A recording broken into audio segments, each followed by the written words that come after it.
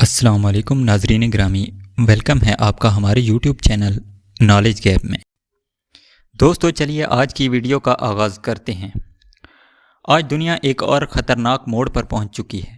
ایران نے اسرائیل پر براہ راست میزائل اور ڈرون سے حملہ کر دیا ہے۔ تل ابیب، حیفا اور بیت یام اور دیگر شہروں میں زوردار دھماکے سنے گئے ہیں۔ ایرانی میڈیا کے مطابق یہ کارروائی آپریشن ٹرو پرومس 3 یعنی وعدہ صادق 3 کے تحت کی گئی ہے، جس میں 150 بیلسٹک میزائل اور 100 سے زائد ڈرون استعمال کیے گئے تھے۔ اور آج صبح کی تازہ ترین خبروں کو دیکھا جائے تو ان کے مطابق 40 سے زائد بیلسٹک میزائلز اور ہائپرسونک میزائلز داغے گئے، جن میں اطلاعات کے مطابق فتح 1 اور خیبر شکن جیسے میزائل استعمال کیے گئے۔ حملے میں اب تک 10 سے زیادہ اسرائیلی ہلاک اور درجنوں زخمی ہو چکے ہیں۔ حالیہ خبروں کے مطابق ملبے کے تلے درجنوں افراد کے دبے ہونے کی بھی اطلاعات ہیں۔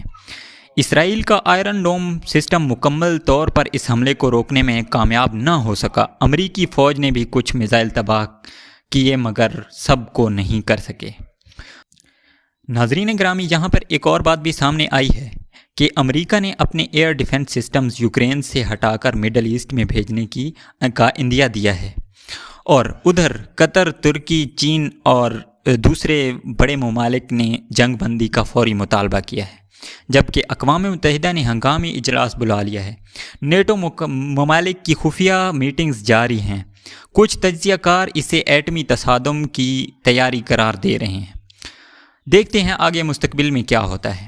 سوال یہ ہے، کیا یہ صرف جوابی حملہ تھا یا ایک ایسی جنگ کا آغاز جس کا انجام دنیا کی تباہی پر ہوگا؟